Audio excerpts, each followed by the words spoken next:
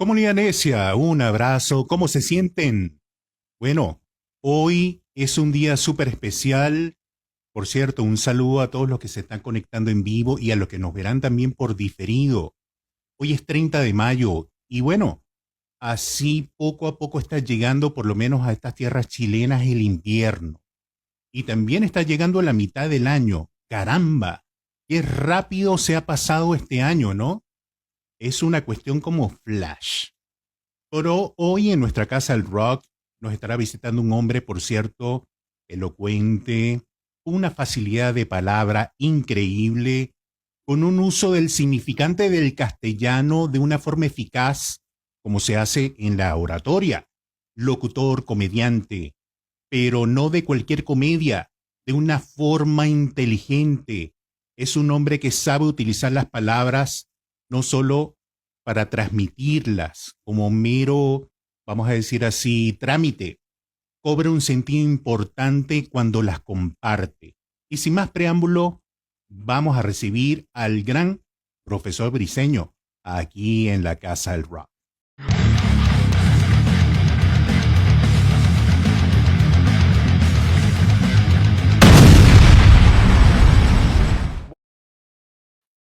Gracias por estar aquí, profesor Briceño. ¿Qué tal? ¿Me escucho bien? ¿Se ve bien? ¿Me escucho bien yo? Perfecto, al 100%, amigo mío. Qué bueno. ¿Cómo están todos? Bienvenido a Saludos estar para toda la gente aquí. que está por allá. Bueno, bienvenido a estar aquí en la Casa del Rock. Para nosotros es un honor tenerte aquí presente. Y bueno, las palabras de bienvenida, evidentemente, de que tú estés acá y que estemos compartiendo este momento súper especial. Bienvenido. Bueno, muchísimas gracias. Las preguntas las pones tú. Dime por dónde quieres arrancar. Bueno, así de insofacto. Así de insofacto. Vamos a la one, a la two y a la three, profesor. Esta pregunta yo lo considero como un cliché, porque siempre es una buena como apertura, ¿no? Y yo me imagino que de niño siempre tuviste como rodeado de buenos libros, ¿no? Por lo que ya sabemos de tu mamá y toda esta circunstancia que fue significativo en tu vida. Desde casa siempre una orientación como de la cultura, ¿no? Pero esto se crea un punto de interés entre el teatro, la locución y también la oratoria. Y después vendría algo más allá, ¿no? Pero bueno, como todo cliché, el comienzo para aperturar esta gran conversación necia con tu persona. No, yo, bueno, obviamente rodeado de libros porque mi mamá era académica y mi papá también era un gran lector y los que estaban en esta biblioteca, que era la de mi viejo, eran libros de ingeniería, de física, de historia de la ciencia y de teología, y algunos de filosofía que eran los intereses de él. Pero también está el interés por el teatro, que si bien no lo hubo en mi familia, lo hubo en el colegio y lo hubo, digamos, desde la perspectiva de que me gustaba hablar en público, me gustaba a que me escucharan, y el teatro fue como el primer camino hacia lo que después sería otra carrera, un camino que me tomó no solamente del colegio, yo estuve haciendo teatro universitario y luego profesional como por 25 años, y luego de todo eso es que doy el salto a la comedia, que es más entretenimiento que arte, pues. Totalmente, fíjate, ¿no? Los niños siempre son curiosos con el arte, sobre todo de esas circunstancias de humear los libros, sobre todo de los padres, ¿no? Porque bueno, es un ideal de curiosidad, ¿no? Pero fíjate que ya hay algo bien particular, ¿no? A veces los niños intelectuales tienen como su lado más oscuro, ¿no? Y más perverso. ¿A qué me refiero yo? Bueno, no sé si es tu caso, ya pusiste la mirada por allí, tranquilo, es una circunstancia natural. ¿De qué hablo yo?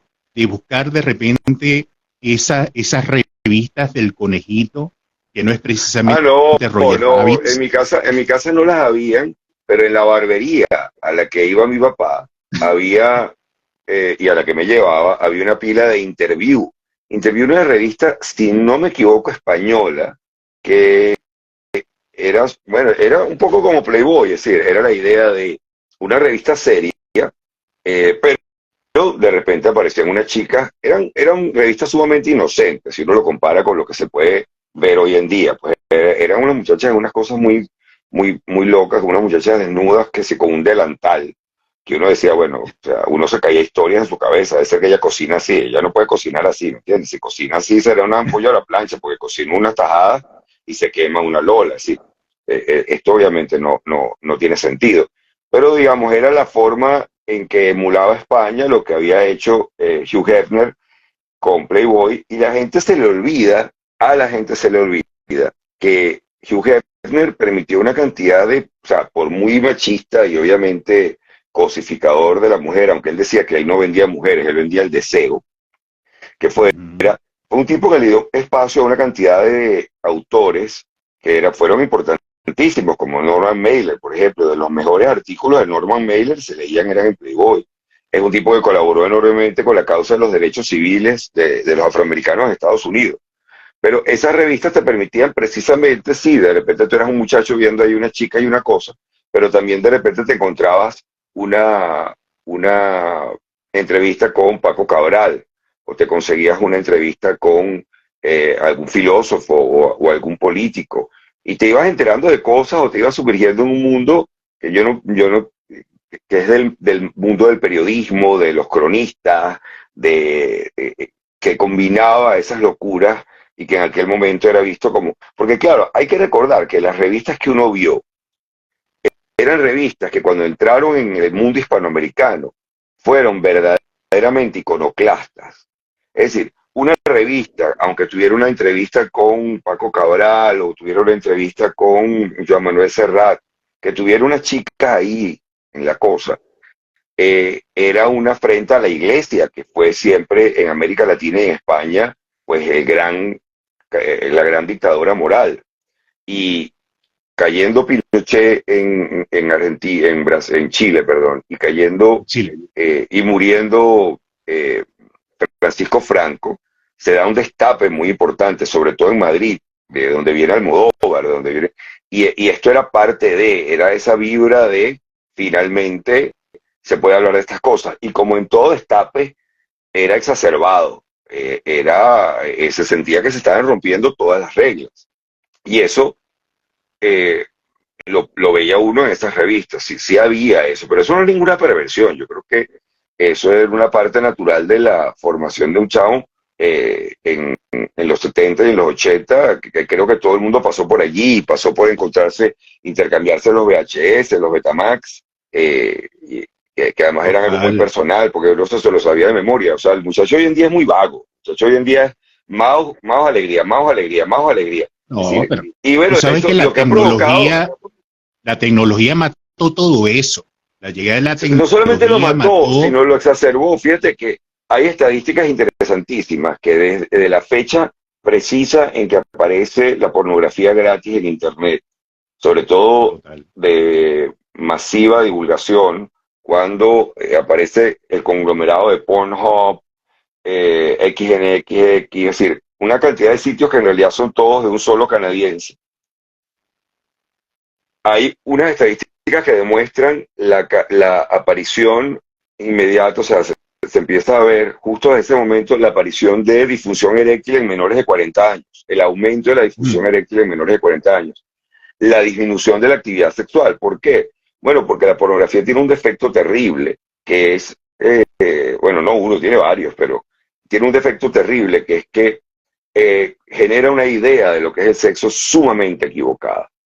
Y el adolescente que supera eso, bueno, pues muy bien por él, pero la cantidad de hombres que todavía a los 40, 50 siguen creyendo que el acto sexual tiene que ver con eso es como creer que salir a caminar es lo mismo que hace un maratonista en anfetamina. O sea, eso no tiene nada que ver una cosa con la otra. Y Mark Maron, un comediante que yo respeto muchísimo, con uno de los mejores podcasts que hay disponibles en inglés, decía que esta es la forma como él veía el tema de la pornografía. Si tú te levantaras en una habitación de hotel en la noche porque oyes unos ruidos y salieras caminando por el pasillo y a la derecha ves un trío y a la izquierda ves dos MILF, y luego caminas más y ves una pareja interracial más una persona que está sentada viéndolo. Y luego volteas y ves unas cheerleaders. A ti esa noche no se te olvidaría nunca. Esa sería la noche más Por demente de tu supuesto, vida. Y más sin embargo, la loca. pornografía te plantea que eso es real, eso tiene que ver con el sexo. Entonces, bueno, como en todo lo hiperbólico, pues tuvo las consecuencias, está teniendo las consecuencias. Hoy en día, una de las epidemias de las que no se habla es la adicción a la pornografía. Y la cantidad de gente Totalmente. y Está la cantidad de vidas que han sido rotas. totalmente, disculpa que te interrumpa, está estadísticamente dentro del libro de lo que es el DSM-5 ahí establecido, ¿no? Pero fíjate una cosa, ¿no? El instinto, la pulsión, Briseño, allí es más pujante que el nivel intelectual de lo que tú puedas razonar de lo que se está viviendo. Y eso no tiene cronología, es decir, lo puede vivir uno de 15 años, como lo puede vivir perfectamente uno de mi edad, ¿no? De 40 y tantos, y por allí, no voy a decir mi edad, por cierto, y es así, porque es las vivencias de la vida, es decir, nosotros nos guiamos, lo que decía Freud, los estados psicosexuales de la niñez, y ahí no vas a sacar un chiste de eso, pero lo anal, lo oral, lo No, vea, pero fálico, y claro por que te ahí voy a te sacar un vamos. chiste, claro que te voy a Bueno, sacar un chiste. pues, Freud es un échale pues. ejemplo, Freud es un ejemplo perfecto de cuando algo suena tan bien que nadie se molesta en revisar. Es decir, hoy en día en las universidades prácticamente nadie está estudiando a Freud. ¿Por qué? Porque las ideas de Freud era un excelente escritor, y las ideas de Freud no tienen ningún basamento científico. Es decir, cuando se va a ver cuántos casos tenía Freud para justificar decir el tema anal o el tema bucal o la fijación, no hay nada. Pero obviamente, como fue el primero o uno de los primeros en quien Claro. abiertamente dijo el sexo tiene que tener una importancia en la psiquis y el sexo se trata más de poder que de muchas otras cosas, nadie revisó las estadísticas, nadie revisó los informes, y bueno, esto tiene tanta pinta de que es verdad que nadie lo va a revisar. Lo que Total. sí es cierto, es que en base a él, pues otras personas sí pudieron ir a comprobar otras cosas. Me parece que Jung fue mucho más serio en este sentido, y en el tema simbólico, es decir, el sexo es algo muy divertido si te pones a pensarlo, porque es un tema que ocupa la mitad o más de la red mundial. O sea, si tú vas a buscar cuántas páginas en Internet tienen contenido sexual, te vas a encontrar que son una proporción inmensa de lo que está circulando. Es un acto esencial para que existan seres humanos. Es decir, es imposible que tú y yo estemos aquí sin que haya habido un acto sexual. Pero ya Y sin va, embargo, ya va. es algo de lo que nadie El habla. No se puede sexo, hablar. el, el sexo y la pulsión sexual son diferentes en la procreación. Es Claro, decir, pero ahí te hay estoy como un hablando de punto de sexo como tema, separación. o sea, porque si entramos en pulsión sexual, la diferencia entre deseo y amor, ¿no? Que uno tiene que ver con la Ahí nos posesión, el otro enredamos. tiene que ver. Ahí, no, digamos, lo que vamos a ponernos más aburridos que el carajo. Pero lo que sí es cierto es que este tema es sumamente interesante, porque es un tema del que prácticamente no se puede hablar en público, o por lo menos en América Latina nos tiramos ese nivel de pacato de que no se puede hablar. Pero si te pones a ver, es un tema sin el cual no existiría la raza humana. Ocupa la atención Indudable. plástica, literaria, cinematográfica, de todos los campos de la creación. Hay una porción importante de sexualidad, de la literatura erótica, etcétera. En cuanto a cine, está presente en buena parte del cine, y hay un cine dedicado especialmente a ello que ocupa la mitad del Internet. Y sin embargo, no hablemos de esto. Entonces tú dices, pero de verdad, lo que hacemos es producir un efecto terrible, que es que no se puede, cada vez que hablamos de esto, hablamos con una torpeza brutal, o lo interpretamos siempre hacia el peor lado, y es sumamente divertido el hecho de que nadie, de toda esa gente que no quiere hablar de sexo, no existiría si no hubiese existido un acto sexual. Y ahí sí entra un poquito la pulsión, eso produce una represión que hace que más bien las manifestaciones de la sexualidad terminen siendo, en muchos casos, pues unas hipérboles y unas perturbaciones que no tienen nada que ver con una vida sexual sana, que tiene que tener un grado de creatividad, por supuesto. El principal órgano sexual es el cerebro. Pero bueno, yo no sé de qué carajo vamos a hablar ahora cuando ya No, entramos en no, no. sexo, al tranquilo. principio. Vamos a la siguiente pregunta porque nos estamos poniendo académicos, pero te voy a decir algo. Siempre el sexo es de lo que más se habla porque es lo menos existente dentro de la civilización humana, si no, no se hablará tanto de sexo. Pero no nos pongamos tan catedral. Mira, segunda pregunta. Creo que el germen del humor tuvo de principio un ensayo, un dinamismo que le daba a tus clases de historia. Ya sabemos eso, yo lo averigüé un poquitico. No sé si será así, tú me No, vas a corregir no, al final. claro, o sea, a ver, yo por un lado estaba haciendo teatro, ¿no? Entonces estoy haciendo teatro en el sótano de la universidad, donde generalmente dirigía, aunque actuaba, mi trabajo era sobre todo dirigir y escribir.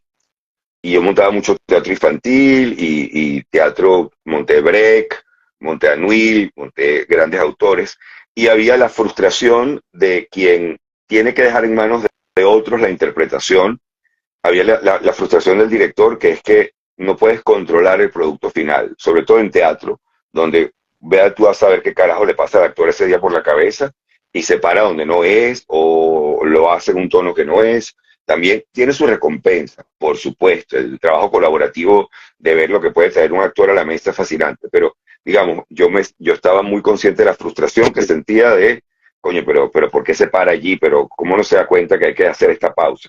Y luego, por otro lado, estaba el hecho de que yo daba muchas horas de clases semanales, ya historia de la cultura, historia del arte, y tenía a veces que repetir la misma clase en la mañana o en la tarde que había dado en la mañana.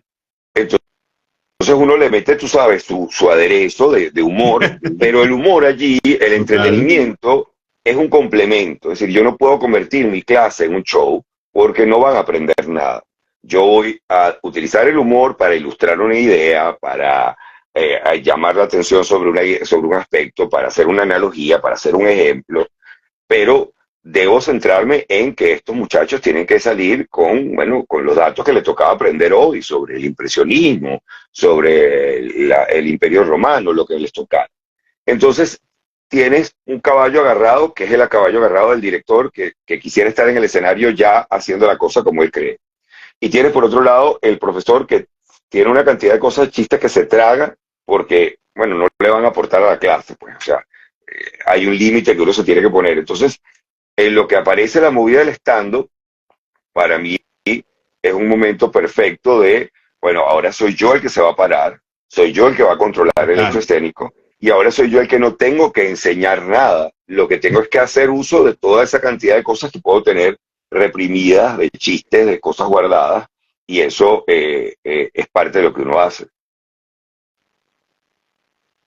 Total, pero fíjate algo, ¿no? El alma mater, en donde tú estabas, es decir, los recintos de la universidad y toda esta situación fue como una especie de escenario metafórico y también los alumnos de alguna manera sin saberlo, en su desconocimiento, también era tu público. Entonces, aquí hay una cosa bien particular, tal vez tus alumnos debieran de tener como una especie de regalía de acuerdo a tus shows y ah, yo pienso que Bueno, también claro, lo tienen pagaste el con mérito, conocimiento, tienen el total. crédito, lo pagué con conocimiento, pero tienen crédito de haber sido conejillos de Indias, más que mis alumnos, te voy a decir, los miembros del grupo de teatro. Porque cuando yo tenía mi oficina en el grupo de teatro, como subdirector y luego como director del grupo de la universidad, pues había muchachos que estaban allí constantemente en esa sala, o sea, muchachos que estaban comiendo, que estaban preparándose para un ensayo, saliendo un ensayo. El grupo de teatro allí es como una comunidad bien, bien sabrosa.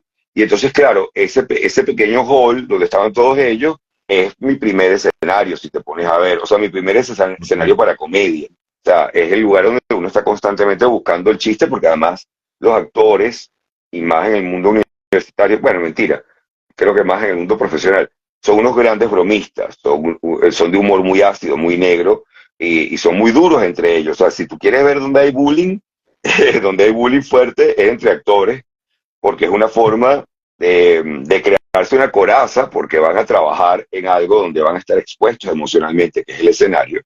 Y entonces el humor es una forma de resguardarse de todo el derroche emocional que van a tener que hacer en el escenario. Y esos son quizás mis primeros momentos de ensayo, y la primera rutina que yo hago de comedia la hago dentro de un festival universitario de comedia al aire libre en la universidad. Y luego la hago también en el Celar, un café que existía en el Celar, que era de un francés que era amigo mío, y y creo que es la única manera de hacer esto, de absoluto loco, le dije, mire, yo quiero hacer un stand-up una noche aquí.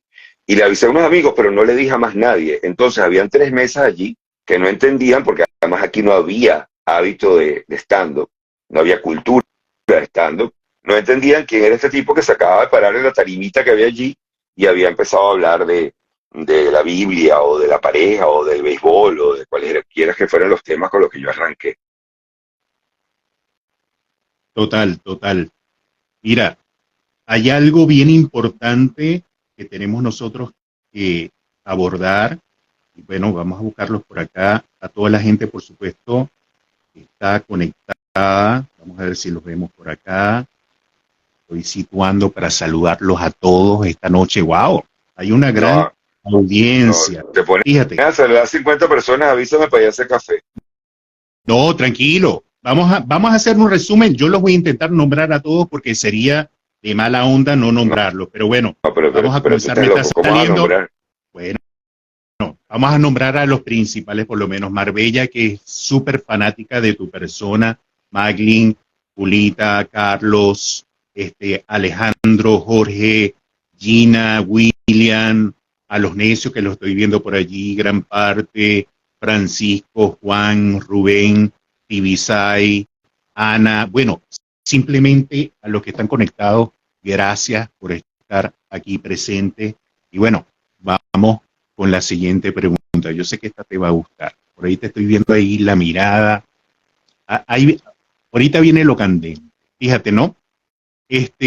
Con la vorágine de la tecnología, las redes sociales, las nuevas formas de distracción, esto unido, por supuesto, a la situación país, estamos hablando, por supuesto, de Venezuela, muy claramente, que está sustituyó la frecuencia de los cómicos que salían, por cierto, en televisión, en las cadenas principales, vamos a hablar, RCTV, ya sabemos lo que sucedió, hubo una instancia allí que un corte abrupto, pero también Venevisión que tenía programas como chéverísimos y bueno, tú lo sabes perfectamente qué fue lo que pasó ahí, pero que obligaron a muchos vamos a decir así, a reconstruirse de alguna forma. Y yo me imagino que te llegó a suceder, es decir, que con toda la aparición de esta tecnología se terminó las apariciones en televisión, esas interacciones, y la gente dijo, ¿qué hacemos con lo que es el humor? O Bueno, salimos sí, afuera a las sí y tarimas, no. o Es qué decir, hacemos. la gente empezó a ir a los bares, porque además se había iniciado precisamente con mucho apoyo de la televisión de Canal I, lo que hizo Carlos Sicilia con la noche de stand-up desde el Moulin Rouge. La gente se fue a los locales a oír que se hablara, porque no tiene que ver con la televisión nada más, pasa quizás un poquito, mucho menos, pero pasa con la radio, que hay una cantidad de cosas que la gente solamente va a escuchar en los bares. Eso pasaba también en la España pre-1975, es decir, los bares eran esos lugares donde se mencionaban, se hablaba de ciertos temas. Y la tecnología también hizo, porque aquí no es solamente el fenómeno de la desaparición de programas, aquí entra otro fenómeno que es la migración. Entonces, Total, ¿cuál es el espacio buenísimo común que eso. comparten los venezolanos? Los venezolanos comparten el espacio de podcast, el espacio de YouTube, el espacio de Instagram, el espacio de TikTok, y eso tiene una consecuencia porque son formatos que exigen o plantean una distancia, que no es lo mismo que ocurre, por ejemplo, cuando yo voy a estar ahora el 14 en Santiago de Chile o el 13 en Buenos Aires, que es el Wow. contacto directo con la gente, ¿no? Y en Ecuador y en Lima y en Bogotá y en República Dominicana. Si hay un contacto con la gente que viene hacer la coronación del contacto que uno está haciendo a través del podcast. Es decir, yo cuando me presento, por ejemplo, en Chile, la gente que me sigue en Patreon, organizamos un lugar donde nos vamos a encontrar y yo, además del encuentro en el escenario, trato de encontrarme con esa gente. ¿Por qué? Porque aquí viene la dificultad y es que, ojo, pero no es una dificultad solo de los venezolanos, solo que en nosotros por la migración se vuelve más aguda, que es que no hay historia común. Es decir, el venezolano en Chile tiene mucho en común con el venezolano en México desde el punto de vista migratorio, pero en cuanto a realidades, son realidades distintas. Entonces, si tu único elemento de historia común es la migración, eh, es muy difícil hablar y encontrar nuevos ángulos de comedia, lo que fuera, porque es una realidad reducida. Nos ha obligado a identificar cuál es nuestra cultura, qué es lo que realmente somos, cómo somos realmente. Entonces nos obligó a, bueno, mira, no podemos ser solamente migrantes. ¿Qué carajo somos los venezolanos? Bueno, somos gente que le echa pichón, somos gente que trabaja, somos gente que no nos gusta ver a una persona poniéndonos mal en las redes porque robó o porque se paró en Times Square y dijo, no, que está en Nueva York, no, huevo, nada. Es decir, bueno, pero entonces somos clasistas. Bueno, no es clasismo. Bueno, muy bien, se generó una discusión de lo que somos, pero toca ese momento. Por eso yo cuando hago el podcast lo hago por Zoom para la gente que está suscrita, porque la idea es que participen, que me aporten con lo que escriben. Cuando grabo mi podcast de los lunes, que es aburrido, lo hago por Twitch y me gusta que la gente entre y participe. Cuando sale en YouTube, muy poco de esas participaciones quedan en YouTube. Lo que ocurre en Twitch queda en Twitch y lo que va para YouTube va para YouTube. Pero me permite la interacción. Esto está ocurriendo en el mundo entero desde el punto de vista de que cada vez es menos común que haya una narrativa única. Es decir, sí, en Estados Unidos hay Saturday Night Live, por supuesto que lo hay. Y hay programas de televisión que pueden criticar la política, la cultura, lo que sea. Pero la gente está consumiendo muchísimo de su entretenimiento con influencers gratis en TikTok, artistas de TikTok, o viéndolos, en vez de ver el show de Billboard Y en eso es HBO, parte de la una hora y tecnología. 20, claro, dice, bueno, yo no voy a ver el show de Billboard de una hora y 20, pero me puedo ver 6 TikTok seguidos y veo lo que son los highlights del show, y ya tú crees que lo viste, que además es un insulto para el trabajo que uno hace, pero ¿quién es uno para criticar como el otro decide comer las vainas? Si le quiere echar mayonesa al sushi, se lo echa y se acabó. Pero a lo que me refiero es que si bien esto es una realidad del venezolano particular, la de que tenemos una cultura migrante que tiene distintas realidades, el pana que vive en Miami, uno que va de gira, el venezolano de Miami no es igual al venezolano de Nueva York, ni al venezolano de Madrid, ni tal. Tienen elementos en común, pero tienen realidades que además ya es una migración que empieza a consolidarse, es decir, no es una migración que está atrapada en una nostalgia, sino es una migración que ya decidió, bueno, ahora que ya empezó a recibir DNI, que ya empezó a recibir pasaporte, green card, es decir, que ya está consolidado como otra cosa que ser venezolano, que es seguir siendo venezolano, pero además ser latino en Estados Unidos, veneco en Sudamérica, es decir, ser alguien que llegó y entró y es parte de la cultura. Fíjate que ese término me resonó, Beneco, porque Beneco es una situación que viene de una raíz del colombiano que migraba a Sí, las papá, pero fronteras las venezolanas. palabras, el diccionario es un médico forense, el diccionario lo que hace es venir después de que la palabra está muerta. La palabra se Claro. utiliza para describirnos. Ahora, si tú la quieres tomar como algo negativo, bueno, eso es una forma, también hay que ver cómo se utiliza en No, cada país. el significado Pero, de la migración colombiana, eso no es negativo, no, claro. para nada. Claro, pero digamos, muy poca gente se acuerda que esto es una palabra para referirse al colombiano que regresaba de Venezuela y ya Correcto. era más venezolano que colombiano. Y Correcto. hoy en día es una palabra que se utiliza para hablar del migrante venezolano, a veces efectivamente, a veces no, pero al fin y al cabo ya tenemos una gente consolidada. Entonces empieza a tenerse una conversación distinta, porque ese venezolano en Chile también está viendo comediantes chilenos, o está bien Sí, oyendo música chilena, rock chileno. sí. Venezolano en Miami, bueno, Miami quizás es un ejemplo más complicado, porque en Miami hay tal densidad poblacional venezolana que realmente tienen un hub cultural donde se mantienen vivas. Yo creo que se hace mejor carne en bar en Miami que en muchos otros lugares que de Venezuela. Yo siempre he dicho que es la segunda ciudad más importante del país. Eh, pero, pero Total. digamos, entonces esto te obliga a ti como comediante a muchas cosas simultáneas. Es decir, uno desarrolla su show en vivo, pero tienes que ir poniendo material en internet. Y llega un momento en que es un reto grande y uno tiene que decir, bueno, mire, sabes que yo voy a hacer esto para la gente que lo quiera ver. Tratar de ir a capturar a todo el mundo es un imposible, es una locura, y te diluyes en ese proceso. O bueno, terminas haciendo algo, digamos, que le gusta a todo el mundo, perro caliente. Bueno, yo no quiero hacer perro caliente. A mí me gusta hacer un disco. Entonces, bueno, Vamos a ver quién quiere comerse un bife de marisco. Ese es el trabajo. Totalmente. Fíjate algo, ¿no? En lo que tú comentas hay algo bien importante, ¿no?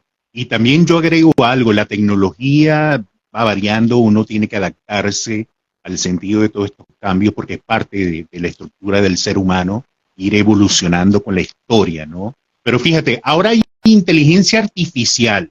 ¿De dónde viene eso? Desde hace muchos años, pero ahorita está como en boga, como allí, ahí en la punta de la lengua de todas esas redes sociales, ¿no? Y fíjate, Bueno, ahora la aquí inteligencia tiene, ajá, artificial, ajá, ahora la no, inteligencia no, artificial te echa chistes, te copia tus chistes y también los puede reproducir de acuerdo a lo que ha aprendido de tu rutina. Entonces yo digo, en algún momento esta vaina, y me disculpas la grosería, nos va a sustituir a nosotros. Yo soy psicólogo, yo me espantaría de repente a que ti llegue te va a la inteligencia sustituir, a mí artificial y que no. me sustituya a mí, A ti te va a sustituir, a porque mí eso es no. muy Te voy a explicar por interesante. qué. Primero, vaina no es una grosería, puedes decir vaina con completa tranquilidad. Nosotros hemos convertido en groserías palabras que nunca lo han sido.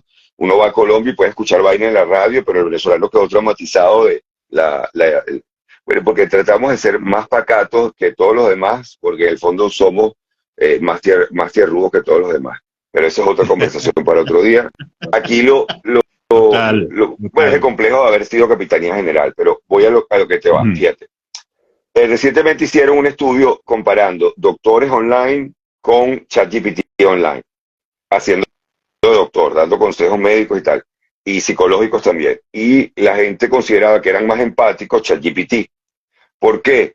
Porque cuando tú como psicólogo estás chateando con una persona y le escribes, te comprendo, etcétera, etcétera, tú estás haciendo un esfuerzo empático de colocarte en la situación, tratar de entender, obviamente también distanciarte como buen psicólogo para verlo desde arriba. ChatGPT no. ChatGPT te puede decir 1500 veces. Te entiendo, te comprendo. Es muy importante Total. que veas que tu relación con tu hermano está afectando tu trabajo y por lo tanto tienes derecho a decirle a tu hermano que puede tener todo el protocolo perfecto y no siente ningún agotamiento en decirlo porque es una acción mecánica. Pero la gente va a sentirse más atendida por una inteligencia artificial que sea entrenada para estar 24 horas siendo empática con quien quiera que le escribe, a diferencia de un psicólogo que al 14º paciente dice, pues sabe que tengo que suspender la consulta de hoy porque la primera consulta que tuve fue de un tipo que se cree perro, luego me vino una señora que habla con el fantasma de su marido y obviamente está alucinando, la tercera me vino un niño que tiene un amigo imaginario y que bueno, que se quiere ir a vivir con el niño imaginario y la mamá me dice que ella no lo quiere frenar porque esa es su imaginación y yo le tengo que decir que bueno, mira, esto ya yo estoy cansado. ChatGPT no se va a cansar. ChatGPT copia chistes, no le quedan tan bien, otros le pueden quedar bien, ha sido muy wobbly, muy variante sus resultados, pero ChatGPT no hace algo y además no tiene la capacidad de hacer algo. Le es imposible que yo pueda hacer. Y es que cuando yo estoy en un escenario en vivo, echando un chiste, yo estoy arriesgando mi autoestima. La gente que está en el Total. público sabe que si yo fracaso, yo me voy a Mm, sentir de la mierda. mm, Eso no le pasa a total. ChatGPT. ChatGPT no está, Total. no está arriesgando. Y ChatGPT cuando está echando un cuento, como cuando uno va, que cuando uno va, si tú no vas a ningún lugar, ChatGPT. Mientras que cuando yo digo, cuando uno tiene una discusión con sus chamos, cuando uno tiene, cuando uno se para en el semáforo y se le acerca el muchacho que limpia los vidrios y te dibuja un corazón en el vidrio para que tú sonrías y inmediatamente que sonríes, él asume que ya le puedes limpiar, le vuela que me vas a limpiar el vidrio, ya me pintas tu corazón. Es una realidad, viene de una historia, viene de mi historia. Y si además estoy exponiendo mi Sí, historia señor. y yo logro hacerla cómica, tú me vas a ver con todo el derecho del mundo, con la cara de, ajá, ¿dónde está el chiste? Y yo voy a hacer algo que ChatGPT no va a poder hacer nunca en la vida, que es llorar detrás del camerino porque no lo logré. O apretar y buscar. Es decir, esa cuerda floja, Mm, ChatGPT puede reproducir, ChatGPT puede reproducir ChatGPT y todo lo que son los modelos de lenguaje tienen hoy en día la posibilidad de hacer miles de imágenes, etcétera, pero no vienen de ninguna historia personal. Puede crear cuentos, pero no vienen de ninguna historia personal. Vienen de lo que otras personas han contado. Entonces son como una especie Es de lámina una de anatomía. reproducción automática. Es una lámina de anatomía perfecta. Cuando uno ve una lámina de anatomía del ser humano, uno la ve perfecto, es un ser humano, pero no es nadie. Es Mm. un ser humano, pero a la vez no es nadie. No hay nadie que sea esa persona que está allí. Eh, los músicos en vivo, los intérpretes en vivo, los actores en vivo tienen una ventaja que es que su arte depende sobre todo de que sean personas lo que lo estén haciendo, porque el público disfruta de esa cuerda floja. ChatGPT puede producir un video de un tipo cruzando el Gran Cañón en cuerda floja y cayéndose de la cuerda y explotando y estallando contra el piso, pero nadie se murió y si tú lo estás viendo, lo sabes. Sabes que es un video No y que hay hay, una probabilidad no de que sea hay ese falso. bemol de imperfección. Si no Cuando hay no, imperfección en no, lo que no, se pero la está imperfección, plasmando, no, la imperfección es problema, papá. Acuérdate de lo que pasó con el MIDI. Cuando salió la música electrónica, la gente empezó a escuchar la música electrónica y sentía, coño, pero es como muy perfecta. Y la gente de Sony y la gente que reprogramó MIDI le introdujo un factor de error mínimo, aleatorio, al chip, de manera que tú escucharas la vaina y tuviera un carácter humano. Pero si tú estás escuchando a alguien tocando ese teclado, tú dices, hay una probabilidad de que sea una máquina o sea una persona. Cuando tú estás viendo al tipo allí y se le desconecta la mitad de los teclados y tiene que usar un solo teclado, y con ese solo teclado hace lo que hace, o si alguien tose en la sala y el tipo hace una pausa en el piano y lo mira y usa esa pausa, o como Miles Davis con Herbie Hancock, que Herbie Hancock tocando con Miles wow, Davis en un momento wow. determinado, Herbie Hancock tocó un acorde equivocado y Miles Davis en pleno concierto detuvo la trompeta, lo miró y llevó la música de manera que eso que era un error ya no era un error, sino como si hubiera sido intencional, es decir, construyó con lo que estaba pasando en el momento en Eso. vivo y uno como público ve ese video y dice, bueno, el público debe haber estado sintiendo, what the fuck, este carajo lo paró porque obviamente se le fue un acorde que no es, ¿qué va a hacer? Lo convirtió, eso no te lo va a hacer ChatGPT porque yo sé que hay un tipo en el escenario que está arriesgando su cuero, su autoestima, su carrera, que de aquí va a salir y va a ir a otro lugar, que llegó como yo, que comparte conmigo esta sala y que si hay un terremoto, los dos vamos a morir en esta sala y que la inflación que está viviendo el país donde los dos estamos, él la está viviendo. Eso no lo puede hacer ChatGPT. Mira, estupendo. La diferenciación quedó lo suficientemente explicada y a mí me complace tenerte y poder tener este intercambio, esta tertulia de estos pensamientos, ¿no? Porque, bueno, nos abren perspectivas totalmente diferentes. Pendiente con esta pregunta, ¿no? Profesor, vamos al éter del asunto para mí, ¿no? El éter del asunto que tiene que ver con el humorismo. Hay distintos tipos de comedia, evidentemente. También diferentes estilos, por supuesto. Y eso lo hace muy interesante, es parte de la vida. Pero si metemos todos en un mismo saco, que es bastante difícil, ¿para quién? Es decir, para el cómico, en la actualidad, si los metemos a todos, ¿cuál es el más completo para no pecar y decir que el mejor? Porque esa palabra el mejor a A mí me ver, resuena y no me gusta. el que puede hacer sketch, el que puede hacer improvisación, el que puede llevar un programa de entrevistas sabroso, el que puede desarrollar un material en el escenario, material blanco o material ácido, es Emilio Lovera. O sea, Wow. déjense hablar huevonadas. O sea, me gusta lo que escogiste.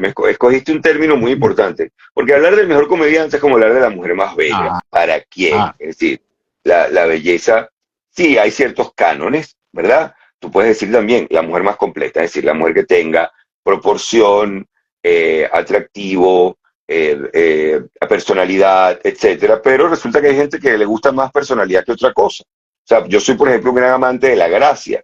Y yo dije en estos días algo al aire que María Laceli me decía, pero tú estás loco. Y yo digo, Rosario no es una mujer bella. Rosario no es una mujer, digamos, en el canon de la estética bella. Rosario es una española de rostro duro, una corporalidad sin mayores volúmenes, pero es una mujer que tiene tanta gracia que se pueden poner en cola todas las mujeres con los rabos y las lolas y los pelos y todas las cosas que uno puede considerar que funcionen como parte del aderezo estético, a ver si algún día le llegan al atractivo que tiene una mujer como Rosario. Entonces, yo soy un gran amigo de la gracia, es decir, de la mujer que proyecta, y también del hombre que proyecta un gusto por la vida, un gusto por estar con ellos allí presentes, al lado de otros cánones estéticos que para otros son más importantes. ¿Quién puede decir qué es lo más importante? Bueno, esta es mi opinión. La del otro será, no, mira, tiene que tener rabo, tiene que tener cintura, la tiene que saber particularidad, bailar, tiene que saber hablar elegantemente. Bueno, cada quien la con lo mirada, suyo. lo Pero tú, escópico de la mirada, claro, pero cualquier cosa. tú escogiste el término comediante completo. Y en ese sentido, Emilio Lovera, con quien he tenido la oportunidad y voy a seguir girando con Degenerados, es honestamente el tipo más completo.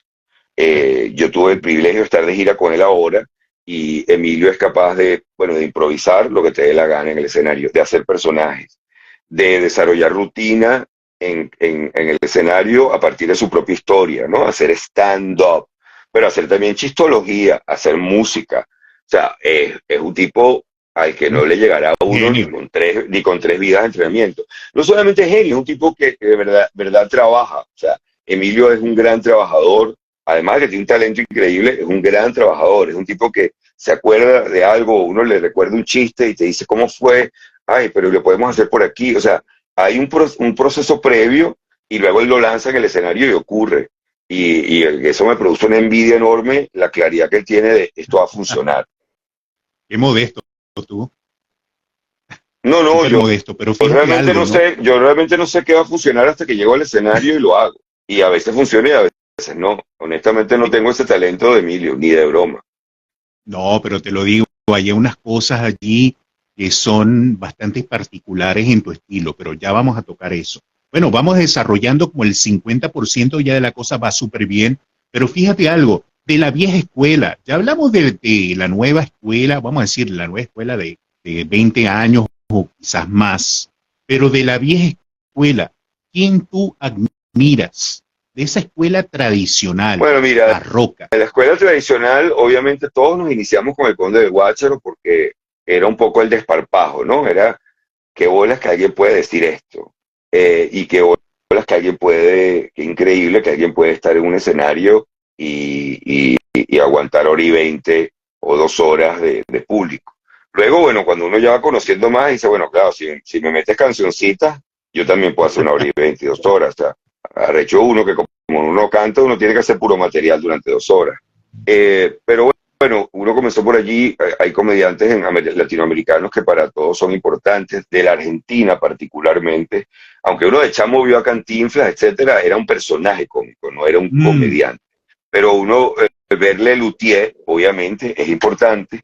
Ver, en mi caso, a Enrique Pinti, que es un argentino a quien admiro enormemente, y quien tuve la oportunidad de verlo antes que muriera en Corrientes hace unos años, y fue de verdad de esos momentos de la vida donde uno dice ahora o nunca, no, vamos a entrar a ver este tipo. Habíamos salido de una obra de teatro pésima y Pinti estuvo a la altura, pero o sea, como nunca. Y luego, obviamente en el mundo anglosajón, uno aprendió inglés viendo a comediantes y preguntándose, pero ¿de qué se está riendo la gente? Y eso ayudó mucho a que uno aprendiera inglés con todo lo terrible que pueden aparecer luego historias, como le pasó a quienes admiramos a Michael Jackson y luego, bueno, nos enteramos de unas cosas. Bill Cosby era un gran comediante, una persona maldita, total. pero un gran comediante. Y es lamentable que su legado se haya visto destrozado, Empañado. eh, empañado, pero bueno, más lamentable es todo lo que hizo, pues este es un hombre que verdaderamente vivió una vida doble muy loca. Pero tú tienes gente muy consecuente con su trabajo, como han sido Eddie Murphy, Josh Carlin. Mm. Carlin es un ejemplo para muchísimos porque es un tipo que no evadía el hablar de cosas importantes, pero y de un amor por las palabras increíble. Luego el Gran Wyoming en España, un tipo que sabía explorar el desparpajo, la locurita. Eugenio, un comediante catalán que para mí fue muy interesante porque además lo llegué a ver en vivo cuando venía a Venezuela por amigos catalanes que tenía, y Eugenio es un comediante, un chistólogo. Aunque hacía dos historias en su rutina, era sobre todo un chistólogo, era un tipo que arrancaba diciendo, ¿saben aquel del tipo qué? Mentira, ¿saben aquel del tipo qué? Es una reunión de amigos, pero ser capaz de contar los chistes con lentes oscuros, un cigarro, un martini, sin expresión facial, literalmente no tenía casi variación en el tono de la voz y hacía reír. Entonces, eso también te llamaba la atención. Y luego de Carlin, obviamente ya vienen otros comediantes contemporáneos, como puede ser Bill Burr, que es realmente increíble. En el caso de, para nosotros los venezolanos también, pues el mismo Laureano es otro de esos Claro. comediantes que uno aprecia enormemente, porque, bueno, porque efectivamente tú lo ves y te da muchísimo. Y ya vienen después otras influencias, pero que tienen que ver más con la carrera de uno, gente que lo ayudó a uno muchísimo, como puede ser Mira, Luis por aquí te Chetén, están etcétera. preguntando, Marco Music, por aquí en las preguntas de la cajita de preguntas, te dicen, por ejemplo, qué tú piensas sobre su trabajo, sobre, es más que todo de redes, ¿no? De esta nueva forma de hacer comedia a través de estas nuevas plataformas, ¿no? Sí, bueno, mire, yo creo que, de nuevo, tú lo dijiste cuando preguntaste quién es el comediante más completo. Marco ha logrado además presentarse en vivo, yo no he podido ir a verlo en vivo y llenar auditorios y poder volverlos a llenar, porque con algunos influencers ha pasado que llenan la primera vez, pero luego la gente se da cuenta de que en vivo Mm. no lo disfrutan. Marco sabe manejar el público en vivo, me han hablado muy bien de su show. No es mi tipo de humor, pero obviamente es el tipo de humor de mucha más gente que la que ve a mí. Eso para mí es fascinante que existan todas esas variedades. Si yo soy un tipo que le gusta The Clash, yo soy un tipo que eh, le gusta Epa. Mm. discos Mm. raros de un momento determinado. Y eso tiene un precio, porque bueno, porque no vas a ir. Pero el problema, y felicitaciones además a Marco por todo su trabajo, el problema es creer de nuevo que se trata de quién es mejor que el otro, quién hace más que el otro, cuando en realidad la lucha de uno es con uno mismo. Carlin hablaba, y por eso es una influencia importantísima, Carlin hablaba de la cebolla, es decir, tú terminas un material, como yo voy a terminar el 10 de junio en el Atillo descosido, entonces ¿con qué vengo? Y estoy terminando ahorita de pulir Bocón, que obviamente también va a crecer frente al público, como lo hizo descosido. ¿Y cuál es la manera? Bueno, pelo la cebolla y voy más adentro. Entonces, si en descosido las redes sociales para mí son como una religión, es decir, Facebook es como la iglesia católica, todos comenzamos allí pero no hemos vuelto. Instagram es como el cristianismo de la prosperidad, porque el único pecado en Instagram es ser pelabola. Y así sucesivamente hasta llegar a Twitter, que es prácticamente una religión azteca, y yo lo explico en el show. Bueno, en este nuevo show empiezo a sentir que las redes sociales en realidad son miembros de mi infancia, es decir, Facebook es prácticamente la mamá de uno. Supiste que cumplió años fulanita, chico, y tú no le has escrito. Se graduó no sé quién, o de segundo máster sacó. Mira, Unas vale, esta niña lecciones le de nació el niño principio. y tú no le has llamado y tú no le has dicho nada. Y luego Instagram es como el amiguito que uno tenía en el colegio, que uno se compraba unos Adidas, todo contento, o unos Tom Sailor, y él llegaba con unos Topsider, que eran Tom los Sailor, se te originales cayó gringos. la cédula, No, se me Briseño. cayó el Tom papiro. Sailor. Y entonces tú tienes el Tom Sailor y llegaba él con unos Topsider, o tú te comprabas unos Lee y él llegaba con unos Levi's que le acaban de traer de Miami. Entonces es como un carajo que está constantemente arrojándote la autoestima al piso y además te da consejos, porque en Instagram sale a darte consejos, ¿no? Una gente que está tan equilibrada que necesita seguidores, son los que te están dando consejos para que uses a ti mismo como tu verdadero juez. Ajá, pero tú estás aquí en Instagram volviéndote loca, entonces yo no te estoy entendiendo. Y luego, bueno, y ahí voy circulando hasta que llego a YouTube, que YouTube es muy interesante, porque YouTube, yo he tenido una experiencia con YouTube. YouTube es como el tío de uno que uno no sabía que era de derecha y nazi, hasta que lo ve a uno leyendo sobre la Segunda Guerra Mundial. O sea, él te ve leyendo sobre la Segunda Guerra Mundial y se te acerca y que, ¿te gusta la Segunda Guerra Mundial? ¿Sabes qué? Con todos sus defectos, por supuesto, pero Rommel era un gran general. Y entonces te sacaba un libro de Rommel. Y uno, ay, coño, qué bien. O sea, como YouTube que te dice, bueno, si te gustó eso, si te gustó ese documental de la Segunda Guerra Mundial, te puede gustar esta historia de Rommel. Y Himmler en medio de todo, tipo brillante. Y entonces uno termina Himmler. Y el concepto de la familia de los nazis debería, o sea, del Partido Nacional Socialista Alemán, porque no te dicen nazi, era un concepto particular, y uno que para ver, y cuando venías a ver, uno estaba aquí que, y los cuevos bola, porque YouTube te va, sabes, que si te gustó esto, te gustó esto. YouTube comienza con una galleta de soda y al final te estás comiendo una Oreo frita, y uno que, pero coño, pero ¿cómo llegamos de aquí a allá? Con el cuentico del dedo, que bueno, pero si te gustó esto, te gustó esto, y si te gustó, te gustó esto, hasta que uno dice, no me salgo esta vaina, Mira, este tipo me va a llevar a la locura.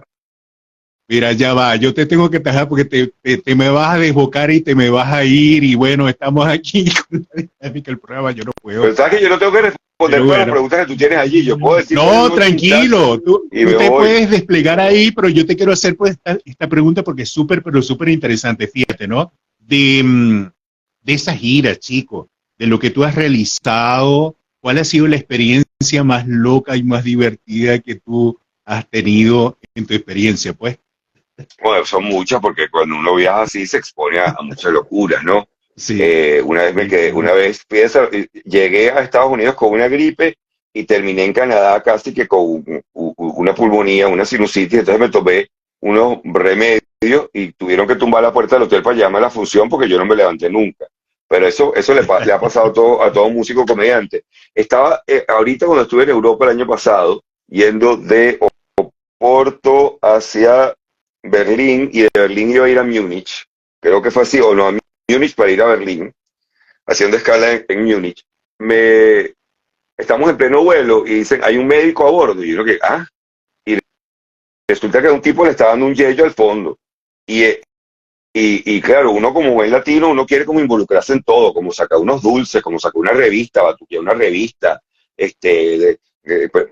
¿sabes? Desabrochar unos zapatos. Y todo el mundo quieto, se levanta un tipo que es médico, va al fondo, nos dice, mire, van a aterrizar en Lyon, y nadie preguntando, ajá, pero ¿y qué va a pasar con nuestro equipaje? ¿Y a qué hora vamos a llegar a Berlín? ¿Qué bolas es esta vaina? Todos esos alemanes absolutamente quietos y yo estaba como que, verga, no encontraba eco a mis emociones, porque mis emociones eran de latino, eran de quiero ir a tomar una foto y un video, quiero hacerme una selfie con Claro, el tipo mientras le dan resucitación cardiopulmonar, quiero averiguar cómo se llama, quiero que alguien me cuente cómo terminó la historia, quiero que empiece un juego del telefonito que comience con que el tipo le dio un soplo al corazón y termine con que el hombre se suicidó y evitaron su suicidio, porque así es como comienzan todos los chismes. Nadie, excepto una señora peruana que se asomó así por una silla y me veía, y yo la veía, y el alma latina nos decía aquí que se ve algo desde allí, y la señora aquí que yo creo que es mayor, y yo, ay, perfecto, o sea, el alma de uno ubicado, y tal cual, mira, aterrizamos, nos dieron, esta es su puerta, llegamos a la cosa, nuestras maletas estaban allí, o sea, los cuentos de los venezolanos afuera son cosas como que me fueron a robar y la policía me ayudó, y nadie entiende porque esto es un cuento de uno. Me monté en un avión, hubo un enfermo, aterrizamos en Francia, lo socorrieron, llegamos a Alemania sin contratiempo. Eso para uno es una locura, porque uno está acostumbrado a que, ¿por qué total. nos paramos el avión porque alguien estaba enfermo? No, porque al piloto lo llamó la mujer arrecha. Pero ¿qué es esto? O sea, esto es la vida de uno. No es la cotidianidad también al venezolano le pasan unas cosas, pero increíbles. No es porque seamos nosotros, pero siempre hay como la ley de Murphy, yo no sé, siempre se dan esas Pues situaciones que nosotros somos analizamos salidos. que son una vez en el mundo, ¿no? Y le pasa precisamente a un compatriota como tu persona, como mi persona. Pero fíjate algo, la experiencia más difícil que tú has vivido en tu vida, chico, para que puedas describir ese sentimiento, la experiencia más difícil, yo no te voy a decir en tu vida, quizás yo te la ponga un poco más trivial, en tu Bueno, es que gira, son en tu muchos, o música.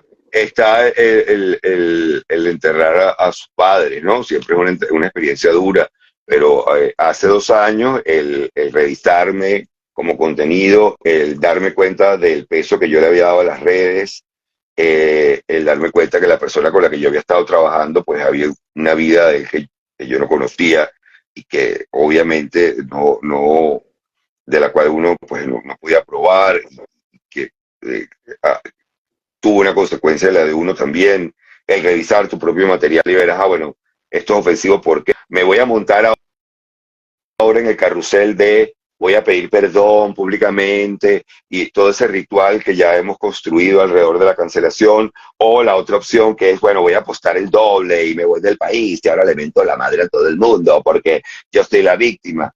Eso fue difícil porque no me quise montar en ninguno de los trenes estereotipados de cómo se debe reaccionar ante una situación de esta, sino que simplemente me dediqué a pensar, tuve un gran apoyo de mi familia, de mi esposa, sobre todo. La negra, verdad, clave en esto, está arriba esperándome o dormida porque estaba viendo Bambi, o sea que eso podía terminar grave. Wow. Wow. Y ese momento, como no decidí, como decir, no me voy a montar en la de pedir disculpas por algo que todavía no sé ni qué fue lo que hice. Tengo que además defenderme ante el Estado de Derecho, sacar un dinero que no tenía en un momento además que dejé de producir lo que producía para poder defenderme. Y Wow. además salir a presentarme igualmente y descubrir que las redes no son la vida, una parte mucho más pequeña de la vida, pero bueno, suena mucho más duro, son el perro pequeño de la vida, o sea, no hace un carajo, pero suena durísimo.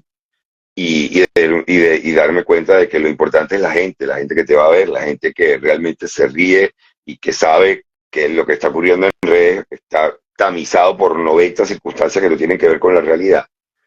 Fue un momento difícil y fue un momento difícil durante mucho tiempo. O sea, estoy apenas saliendo de muchas de las preguntas que me hice en aquel momento.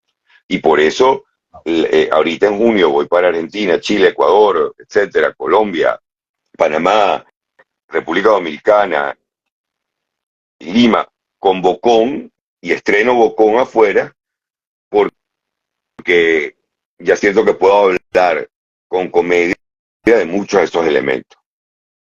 Qué bonito, ¿no? Qué bonito que lo puedas metaforizar. Si no lo puedo hacer con comedia, algo con eso.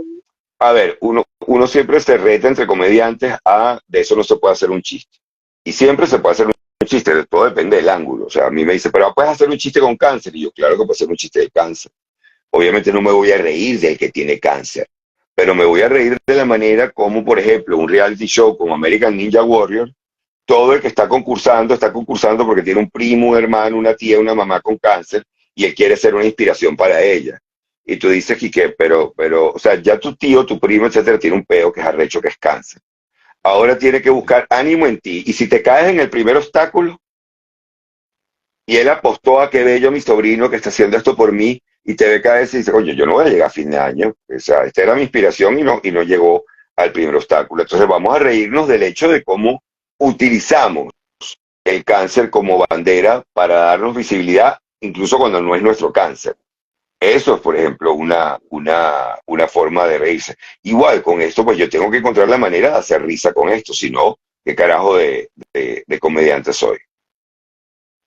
Pero fíjate la perspectiva, cómo la cambias enseguida, ¿no? Porque el mundo espera de alguna manera un tipo de respuesta y se cambia. Pero fíjate algo, yo te voy a hacer una pregunta ya para cambiarte el estilo no, como estas preguntas tan delicadas y ponerte como en otro contexto rápido, pues ya estamos como en el 70%. Yo soy medido en todo. No, yo y fíjate, ¿no? Yo me tengo que escribir. Ajá, cuéntame. Mira, Charlie Chaplin, Marco Moreno Cantinflas, evidentemente, Rowan Atkinson, que es Mr. Beat, y Jim Carrey. ¿Cuál es tu favorito de eso, pues? No, obviamente yo creo que tiene que ser Chaplin, pero es porque Chaplin planteó en el mundo cinematográfico algo que ya venía del vodevil, que es una gran lección, en mi caso, que luego la tradujo Jerry Lewis, que es la comedia es un hombre en problemas. Chaplin. Total. Y Chaplin además desafía, por un lado, es un gran representante de una teoría del humor que hasta el día de hoy funciona, que es la comedia es un hombre en problemas. Tú presentas a un hombre en problemas y la gente se va a reír. Número uno. Pero Chaplin, a diferencia de Rowan Atkinson y de otros que puedas haber nombrado, quizás entra allí Cantinflas, pero como es latinoamericano era casi inevitable, no solamente le hablaba a la cabeza, la comedia es mental, la comedia le habla a la cabeza, la comedia rara vez es emocional, aunque es la respuesta más emocional que puede dar la inteligencia. La risa es la respuesta más emocional que puede dar la inteligencia porque es involuntaria. Es decir, tu cabeza puede saber que algo es malo, pero no puede evitar reírse. Sin embargo, Chaplin se atrevió a introducir elementos emocionales en su comedia.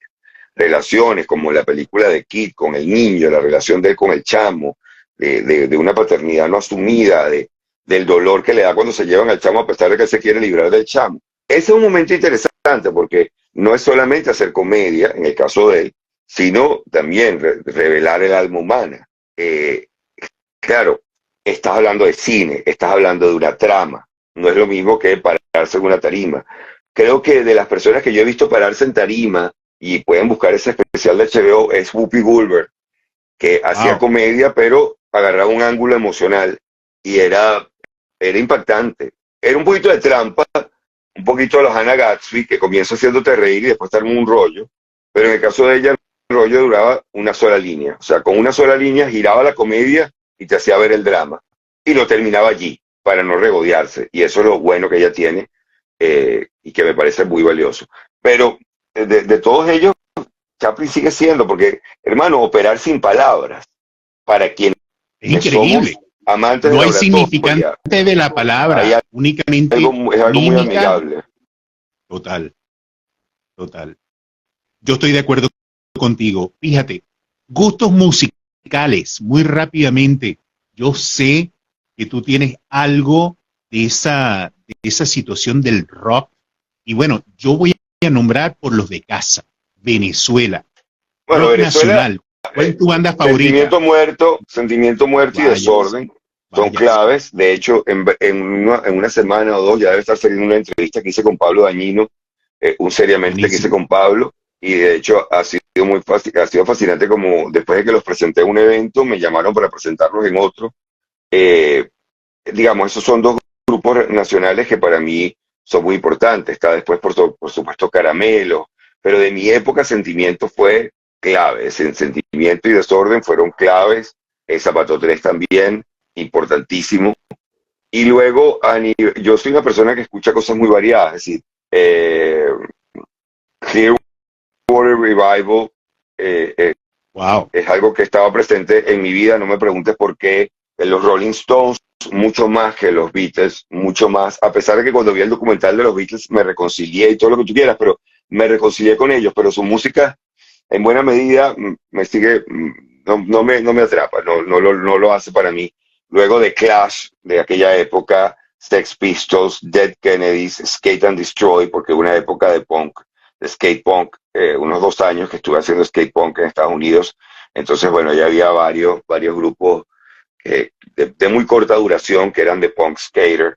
Y luego, por otro lado, hay algunas voces como la de Ella Fitzgerald, la de Nina Simone, que Wow. son muy importantes para mí. Del blues, obviamente B.B. King, pero bueno, hay muchísimas voces del blues que para mí son claves. Obviamente Robert Johnson, porque es una figura paradigmática con una historia interesantísima detrás, pero luego está Boom, Boom, Boom.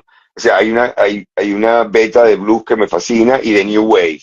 Police, sobre todo, Wow. fue un grupo Mi banda con el favorita, que... mira, Police. Police es aquí tengo varios acetatos de Police que se salvaron de la Wow, hecatombe increíble. y me Me parece mataste. que Police, tanto Police como Clash tenían algo que me fascinaba, que era la disposición a experimentar, sobre todo en los primeros discos.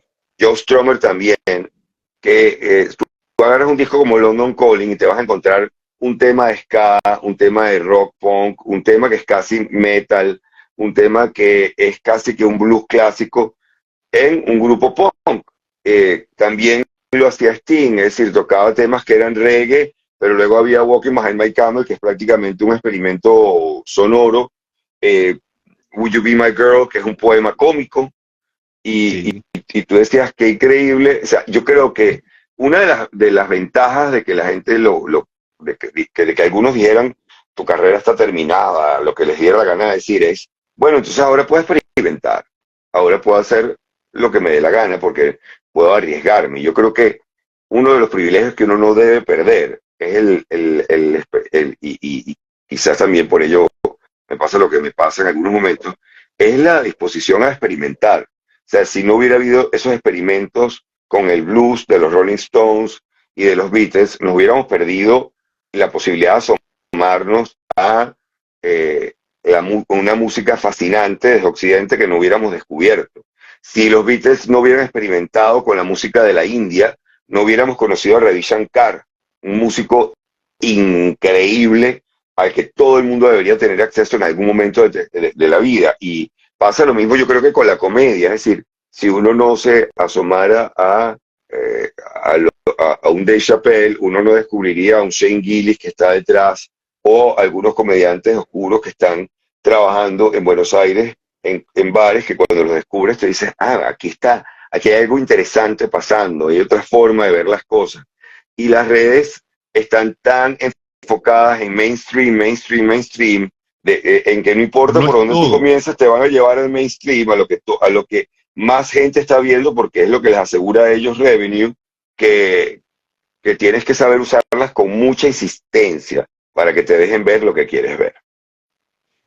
Mira, una pregunta bastante, pero bastante interesante, porque la gente, ya nos quedan 2 preguntas del programa ya para despedir. Interesante conversación, amigo mío, profesor Briceño. Esta pregunta va bien enfocada porque la gente siempre te ve como encartonado, como medio académico, con esa barba y un estilo bastante serio, ¿no? Pero en la práctica, en las vivencias, tú en tiempo atrás fuiste rockero, en tanto la fisionomía, tatuajes, pelo largo, las vivencias. No, yo llegué a tener Cuéntanos pelo sobre esa largo, experiencia. yo llegué a tener pelo largo por allá, creo que todavía era estudiante, digamos, tercer año de la universidad. Estando en Estados Unidos, sí llegué a tener el pelo muy rapado de los lados, muy corte, Joe Strummer, muy chaqueta con Anarchy, imperdibles. Yo me di cuenta que yo me reía de la gente que tenía piercing, y yo llegué a tener un imperdible en el nudillo, cuando nadie tenía piercing. ¡Wow! Una locurita de la época, pero eso era a los 15, 16 años. Pero digamos, yo, sobre todo cuando vivía afuera, fui muy parte de la tribu urbana de el skate punk y del rock. Y lo disfruté de CBGBs, y disfruté de la música, y disfruté de ese estilo de vida. Pero cuando yo entré en la universidad, si bien seguí escuchando la música, etcétera, descubrí que la razón, sobre todo, por la que me gustaba el rock y los punk, etcétera, era porque era el único grupo que me recibía sin criticarme y sin pedirme que yo hiciera nada. Y esto es algo que me gusta a mí de los comediantes también, como un grupo marginal, ¿no? Que es vida al margen, que no estamos pidiendo que el otro sea de ninguna manera, sino que sea franco y honesto y directo. Y, y eso lo aprecié muchísimo, y el grupo de teatro de la Universidad Católica también fue un espacio para eso, ¿no? Para ser quien uno era sin tener que estar dando explicaciones. Y yo creo enormemente que es una gran ironía que el rock, que es una música que en buena medida fue una música de protesta, y es una música de protesta social, de observación social, en el momento en que mayor penetración en nuestra vida privada está teniendo el Estado o el establishment, ya sea Silicon Valley o ya sea un gobierno totalitario, ya sea por nuestros datos que los están minando y que nosotros somos el producto, porque recuerden, muchachos, cuando ustedes no pagan algo, ustedes son el producto. O sea, cuando usted no está pagando Gmail, usted no está pagando Facebook, usted no está pagando Twitter, es porque usted es el producto. Y hacen falta más voces de rock. O sea, me gusta escuchar cosas como The National, en cosas nuevas, pero siento que debería ser un momento mucho más poderoso para el rock, pero creo que esa batuta la agarró, y es otro de mis gustos musicales, el hip hop, ¿no? Desde Eminem hasta Apache, hay un hip hop y hay un rap que a mí me parece que tiene la misma fuerza que el rock. Es decir, cuando uno escucha ciertos temas de Apache o inclusive de Canserbero, pero sobre todo en mi caso, como que me gusta mucho Apache, tú dices, esta es la vibra que tenía el rock que a mí me gustaba, la vibra que estaba dispuesta a decir las cosas con un nombre, quizás no con esa fuerza bruta del rock, del grito del rock, del yeah, no, pero genuino, pero sí a través de el dedo donde lo meto, lo que digo y a lo que apunto. Con una metáfora bastante interesante porque viene genuino de las bases, ¿no?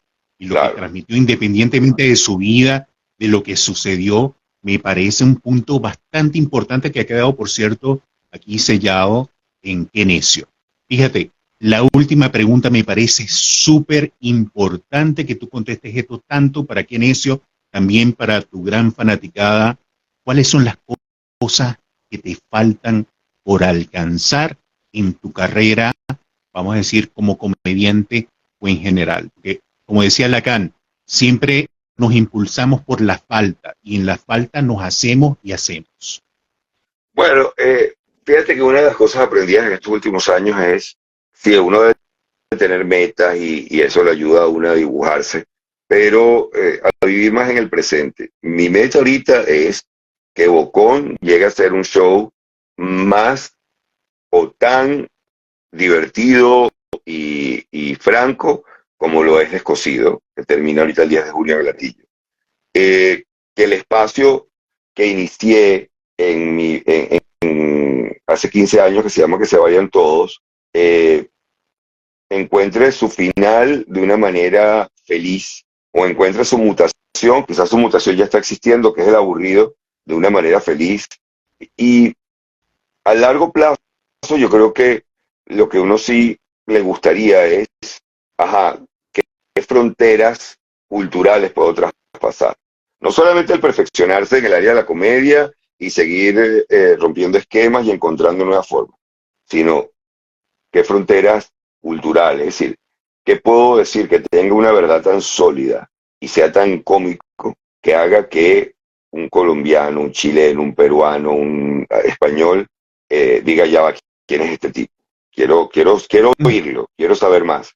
Eso yo creo que es una meta que uno debe tener en la cabeza, pero no puedes trabajar en función de ella, porque lo curioso de este trabajo es que si te pones a trabajar en función de, voy a decir algo que sea lo más cómico para todo el mundo posible, vas a terminar generando un producto y los productos tienen fecha de caducidad.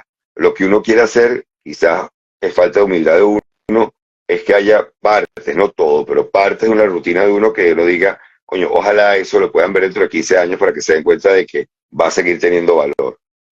O no, o yo me estoy cayendo a cobas en todo esto.